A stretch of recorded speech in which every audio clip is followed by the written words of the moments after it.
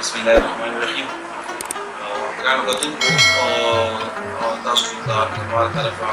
ډېر ډېر سلامونه. زما ساغر نیمت دی، د زیږې کلي سره مې تعلق دی او تاسو خانو محله کې اوسم. څنګه چې تاسو ته معلومه ده چې د ډېرو ورځو نه دا ضرورت زموږ په کلي کې محسوسېده. زموږ مشرانو دا ویجن راوړی چې چونکې زموږ د کلي د آبادي رسته رسته سیوا کېږي او د آبادۍ سیوا کېدو سره د خلکو یقیني خبره ده چې مسلې په سیوا کېږي. د دې مسلو د حل لپاره شکر الحمدلله موږ سره حکومتي ډانچه موجوده ده. زموږ په کلي کې فلاحي او اصلاحي تنظیمونه موجود دي، خو زموږ مشران فقیر استاد دي، د هغوی ملګرو په شکل کې هغوی دا ویژن راوړو چې یاره موږ ته د یو نوي ارګنایزیشن ضرورت دی چې د خیر ښېګړې په کارونو کې د حکومتي ډانچې او د موجوده تنظیمونو ملاتړ وکړي. نو په دې وجه باندې تاسو ته معلومه ده چې دا 2-3 میټینګ وشو، د هغې په نتیجه کې زموږ دا تنظیم په وجود کې راغو. زه دا هیومن ډیولپمنټ ارګنایزیشن نوم د دې کېښودی شو او دا پروني تنظیم کې بیا پرونی چې کوم زموږ میټینګ و په هغې کې د دې ډانچه هم تیاره شوه. په یو څو اپاینټمنټس چې کوم ضروري پکار و هغه جوړ شو. د دې نه پس چې کوم نور اپاینټمنټس دي نورو میټینګونو کې به انشاءالله هغه هم اناونس کېږي. د هغې زموږ صدر جناب افسر علي صاحب زموږ صدر وټاکلی شو، جنرل سیکرټري ذمهدارۍ ما له راکړې او دغسې زموږ فینانس سیکرټري ریاض علي شاه صاحب شو، زموږ میډیا انچارج چې دی نو هغه اظهار شاني صاحب شو، زموږ انفارمیشن سیکرټري چې دی نو هغه تیمور زمان شو. دا چونکې عبوري کمیټي ده ځکه چې زموږ خو لا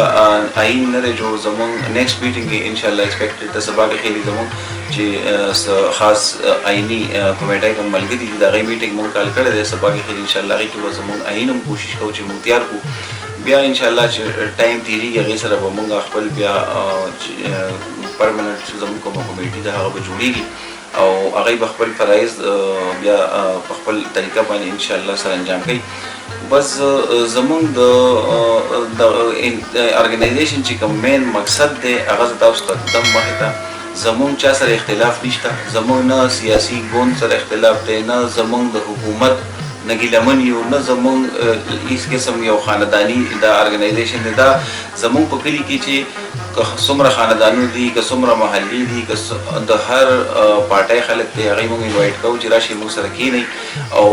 د دې کلي د خیر ښېګړې د دې زیدې او د زیدوالو د خوشحالۍ راوستو دپاره موږ سره هلې ځلې وکړئ. موږ به هر داسې یو قدم اخیستو کوشش کوو چې زموږ خلکو ته امن، سوکالي او خوشحالي راشي په هغې کې.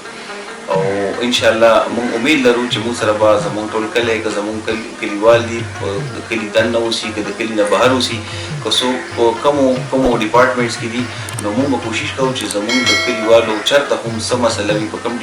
ډپارټمنټس کې هغوی ته چېرته څه مشکلات راځي موږ به هغوی له خپل ټیم مقرروو، هغوی سره به ځي د هغوی مسله به انشاءالله موږ حل کوو، جایز مسلې. او انشاءالله دا شی به په مخکې باندې بیاو او امید لرو چې انشاءالله وخت سره به د وخت تېرېدو سره به انشاءالله زموږ د ارګنایزیشن مضبوطېږي. موږ به انشاءالله زموږ چې کوم مشران ارګنایزیشن دي، زموږ ولسي جرګه دا زموږ نور په کلي کې کوم مشران دي تحریکونه دي انشاءالله موږ به د هغوی نه هم خدمات اخلو، د هغوی مدد چې موږ سره وي. زموږ د سیاسي پارټیو چې کوم ملګري دي چې چا اپروچز دي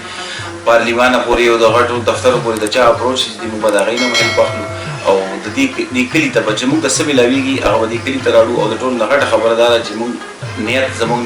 نیک نیتۍ سره به موږ کار کوو او انشاءالله موږ د الله تعالی نه پر امید یو چې الله پاک به زموږ جولای د امن نه ډکوي او انشاءالله زموږ په کلي کې به خوشحالي راځي. څنګه چې زموږ کلي ته یونان وایي خلک یې هوښیار دی، خو بس چونکې زموږ بدقسمتي ده د امن او امان صورتحال لږ دې وخت کې لږ ډسټرب شوی دی. انشاءالله امید لرم چې را روان وخت کې به دا هم ټیک شي. نورې مسایل چې کومو خلکو ته په نظر دي انشاءالله کوشش به کوو چې څنګه زموږ نور ملګري لګیا دي موږ به هم د هغوی سره انشاءالله هغوی سره به موږ هم اړم یو او د کلي د مسلو د ختمېدو کوشش به کوو او انشاءالله پر امید یو چې انشاءالله الله پاک به زموږ مدد کوي. زما د زیدې د کلي خلکو ته دا خواست دی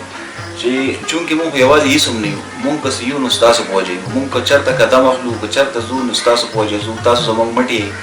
موږ به اول کوشش کوو موږ به خپل ایفرټس استعمالوو چېرته چې زموږ تعلقات دي، چېرته چې زموږ د کلي زموږ پېژنګلو خلک دي موږ به د هغوی مدد اخلو، ستاسو مسلې به حل کوو. خو که چېرې موږ پوهېږو چې چېرته موږ ونښلو موږ ته مسایل راځي او هغې اخري شی موږ سره بیا احتجاج به راځي. نو که موږ احتجاج کوو نو چې موږ کله کال کوو تاسو به موږ سره راځئ. د کلي بعضې خلک داسې چې هغه پټ دي نو هغه احتجاج تم ضرورت نشته خو څوک هغه لتلی نه دي چې هغه ته دروازه نه راټکولې چې هغه ته ویل نه زموږ دا مسله ده نو موږ هغه خلکو ته هم د اپیل کوو چې تاسو پټي تاسو ځان راښکاره کړئ راشي موږ سره کښېنئ موږ له مشورې راکړئ که موږ کې څه کمی هغه موږ ته وښیئ نو موږ چې ستاسو مشورې موږ سره شي نو زموږ دا سیسټم به نور ښکلی شي او ستاسو په مشورو به ګرځو انشاءالله ځو او موږ دا غواړو چې د خلکو مسایل زموږ چونکې زموږ مقصد یو دی مقصد هماغه دی چې د خلکو ښېګړه دې وشي نو هغې لپاره چې د چا نه څومره هم ایفرټس کېږي نو کوشش وکړئ چې راشئ موږ سره کښېنئ موږ له مشورې راکړئ موږ سره منډه تړوئ چېرته چې موږ تاسو ته کال کوو کوشش وکړئ راځئ که موږ میټینګ له څوک راغواړو میټینګ له راځئ که څوک موږ احتجاجي پروګرام له راغواړو هغې له راځئ نو انشاءالله